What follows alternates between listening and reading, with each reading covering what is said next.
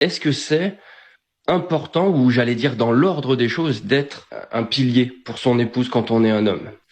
On est en 2022, il faut qu'on remette un peu nos pendules à l'heure. Pour une personne comme Nicolas, rassurer sa femme ne consiste pas à devoir se couler les pieds dans le béton et plus jamais bouger de sa maison. Il s'agit une fois de plus d'une attitude. Soit tu as une attitude rassurante, et c'est simplement parce que tu es réellement dans ton couple. Soit tu as une attitude flippante, parce que au fond, tu n'es pas tant que ça dans ton couple, et il n'y a pas trop moyen de tricher.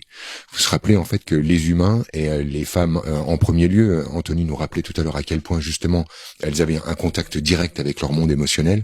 Les femmes ne dorment pas. Quand elles sentent que t'as pas envie d'être là, elles le sentent. Quand elles sentent que t'es à moitié à côté, elles le sentent. Quand elles pensent que t'es branché sur la meuf d'à côté, elles le sentent. Et on a beau après faire des démonstrations de logique et de rhétorique pour leur expliquer à quel point elles sont névrosées et que pas du tout il se passe rien, elles dorment pas. Donc s'il veut rassurer sa femme, il a qu'à être rassurant, pas être stable. Il s'agit pas de ne pas bouger. Il s'agit en fait d'être réellement dans ce couple-là.